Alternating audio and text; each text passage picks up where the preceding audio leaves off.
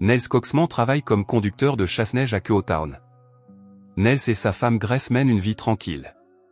Leur fils, Carl Coxman, qui travaille à l'aéroport de Kehoe, vient souvent leur rendre visite. Coxman est nommé citoyen de l'année, mais la soirée prend une tournure tragique lorsque Carl, accompagné de son ami Dante, est kidnappé à l'aéroport. Les ravisseurs injectent à Carl une dose mortelle d'un dangereux narcotique, provoquant sa mort, tandis que Dante parvient à s'échapper. Pendant ce temps, à Denver, Viking, chef d'un cartel de la drogue, incite son fils Ryan à recourir à la violence à l'école pour se venger des brutes. Ryan, lui, refuse de le faire en raison de sa nature pacifique. Coxman et Grace reçoivent la terrible nouvelle de la mort de Carl et sont appelés pour identifier son corps.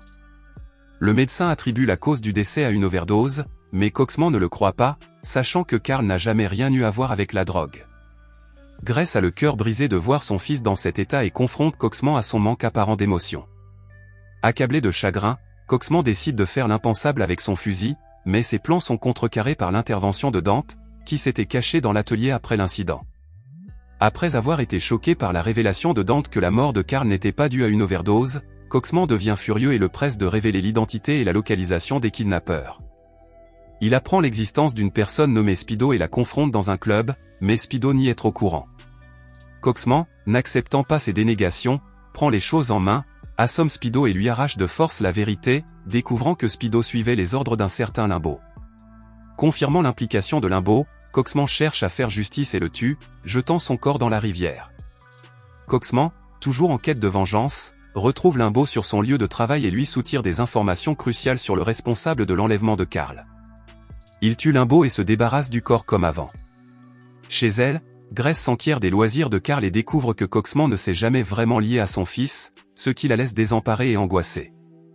À Denver, l'ex-femme de Viking lui rend visite et discute de la demande de garde de leur fils Ryan.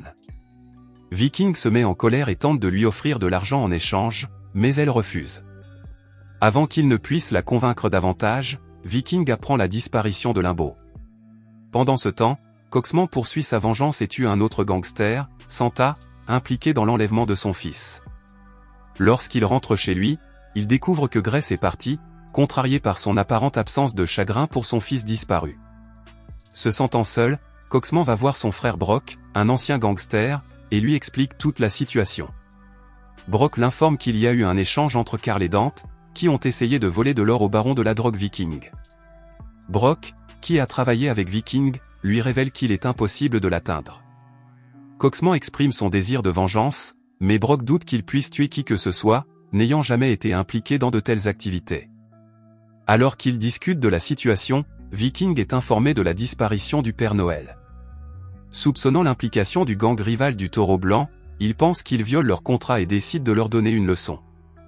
Sur les ordres de Viking, ces hommes enlèvent un membre de la bande rivale et le torturent pour obtenir des informations.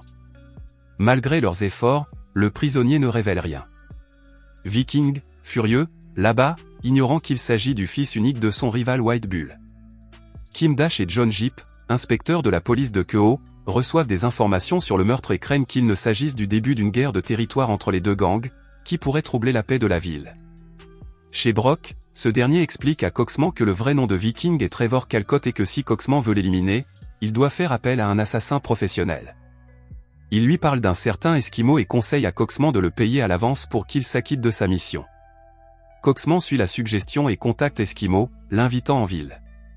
Lorsqu'ils se rencontrent dans une chambre d'hôtel locale, Coxman lui offre la moitié de la somme convenue, mais Esquimau soupçonne d'abord que Coxman est un policier et commence à discuter.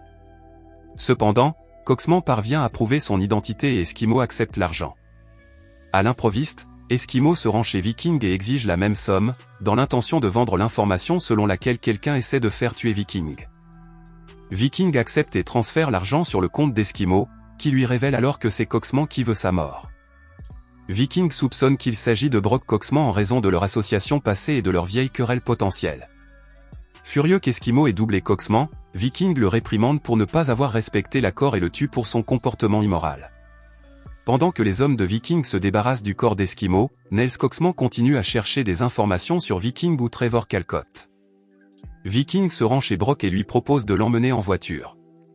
Pendant ce temps, il interroge Brock sur les raisons qui l'ont poussé à tuer ces hommes et le menace de violence.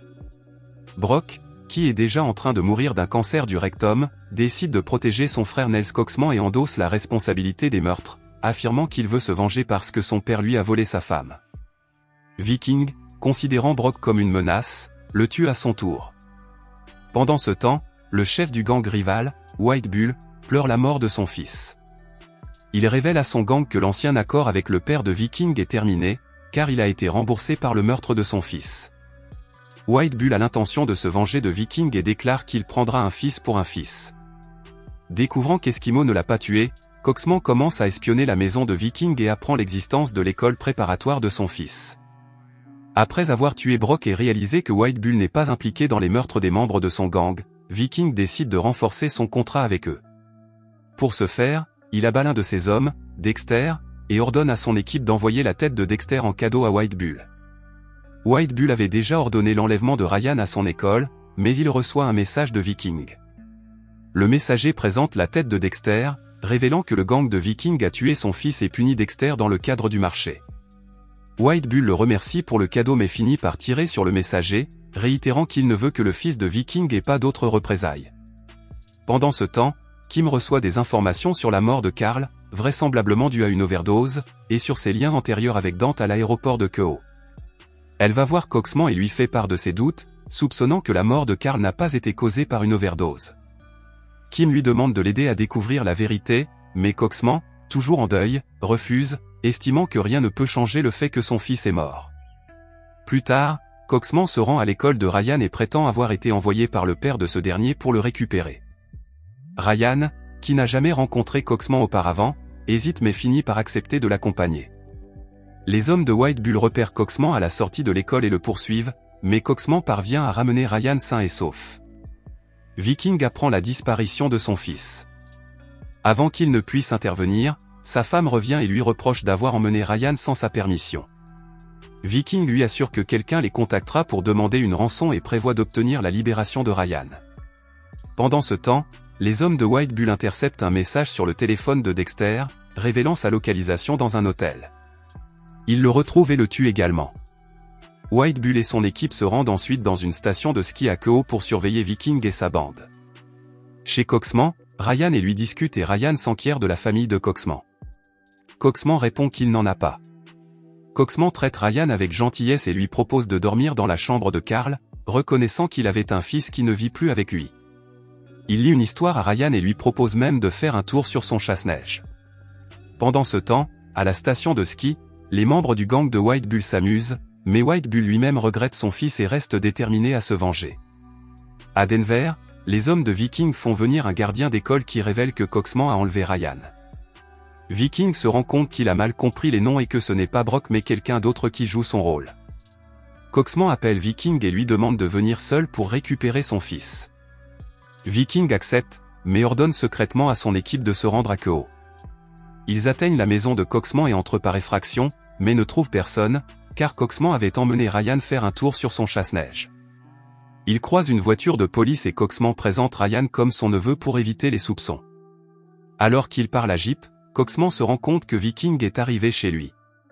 En cherchant des indices, il découvre le nom d'une entreprise sur l'une des photos et décide de s'y rendre pour chercher Ryan. Malheureusement, l'un des hommes de Viking divulgue l'information à White Bull, l'informant de leur plan. Alors que Coxman s'apprête à tirer sur les voitures de Viking, Ryan l'interrompt. Coxman ramène rapidement Ryan à l'intérieur de la maison et lui demande d'y rester jusqu'à ce qu'il revienne le chercher. Il tente à nouveau de tirer sur Viking, mais échoue et est capturé par les hommes de Viking, qui l'amènent à Viking pour l'interroger. Cependant, avant que Coxman ne puisse révéler la moindre information, White Bull et sa bande arrivent et une fusillade féroce éclate entre les groupes rivaux, faisant des victimes de part et d'autre. Coxman parvient à piéger Viking dans sa voiture, tandis que White Bull lui tire dessus. Lorsque Coxman quitte les lieux pour retourner au travail, White Bull monte avec lui dans le camion. La police arrive sur les lieux et trouve Viking quelques instants avant sa mort, tandis que Ryan s'enfuit avec le chasse-neige. White Bull est convaincu que Coxman n'est pas un criminel et baisse son arme. Ils partent tous les deux et un autre membre du gang court accidentellement devant eux et est tué par le chasse-neige.